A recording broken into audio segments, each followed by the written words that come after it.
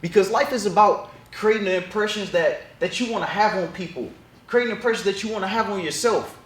And not just those small things, but more of the long-lasting impressions, the things that people are going to remember you for. What are you going to be memorable about you? And that's what we're going to talk about. We're going to talk about creating your own story. How do you do that? You have to remember that you are the author of your life story. All the things that's going on throughout your life right now are a product of things that you allowed. The people who are in your life right now, you can always change those people if they are no longer serving you and serving the direction that you like to go. In the direction that you like to go, it's up to you, because you are the director, you are the producer, you're the executive producer, you're everything.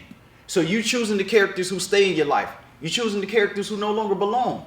Maybe they were just in that chapter in your life. It's all up to you. And I want to tell you, if you're here right now, if you second guessing yourself, remember that you are creating your own story. You want to have a mindset to where you know that you are in control of your destiny. You are in control of your life. You're not destined to what you have right here. You're not destined to what someone else tells you. You're destined to whatever it is that you put your mind to and you apply yourself to. You're able to write your future.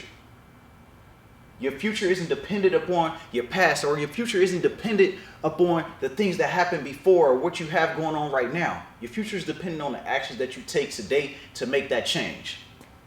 In order for you to do that, you have to always go out of your comfort zone. Because if you stay in your comfort zone, then you're going to stay into that same mindset that you've been in. I don't care if you do have a growth mindset right now, but if you're not doing anything to help your mind grow, then it doesn't serve you at all. Because you're looking at the same things. You're doing the exact same things. You're not looking at anything different. You're not seeing life from a different lens. You're not adding on to yourself. So that's the first thing you want to do. You want to focus on building that growth mindset. Step out of your comfort zone. And when you do that, you're going to feel guilty sometimes. I felt it. I felt those moments where I thought, you know what? I have to stay real to my friends. I have to stay true to everybody. I don't want to leave anybody behind. But what I didn't realize is that I had to separate in order for me to grow. I had to separate from those people who wanted to stay back here, who didn't see the bigger vision. I had to separate. I had to say, you know what? Let me get from over there. I'm going to let y'all stay right there. I'm coming back for you, though. I'm still there. I still talk to you on the phone. But our everyday associates have to change in order for your mindset to change. Because you separate from those people in order for you to grow, in order for you to reach new heights. Because it's like that anchor being held onto you, but as soon as you cut it off, you're able to soar and fly in that air.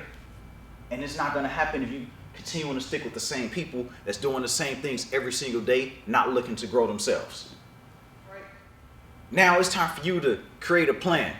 Because I looked at it like, you have to have a plan out here in life. You can't just go around just freestyling everything. And that's when I came up with my concept. You have to create a life blueprint. A blueprint that's going to help you design the life that you want. Because you'll look at everything and you'll say, I want to do a little bit of this, I want to do a little bit of that. But first, you have to get your foundation right. And what's within your foundation? Those are your morals, the things that can't be taken away from you. That's like you being responsible, you being loyal, you being disciplined. All those types of things that create the person that you are creates your blueprint. Look at a building when it's being built. Your blueprint is the first thing that you start with. You know where your walls are going to go. You know how your foundation is going to be laid. You know what you're going to do at every step of the project. And it's no different with your life. You create a life blueprint. You know where you want to go. Now, map it out. What are the small things that you need to do in order for you to get that monumental structure that you want in your life? And if you don't know, think backwards. How does your life look 10, 15 years from now? And what do you have to do today, tomorrow, next week, next month in order for you to get there? That's how you start to create your blueprint. First, you start with that foundation. Start down low, because even if you have to rebuild, you still have a strong foundation that's going to stay solid so that you don't have to start from scratch. It's so many times where a building may burn down, but they still got the foundation. They can just start building on top of that. Same way with your life, your goals, your aspirations.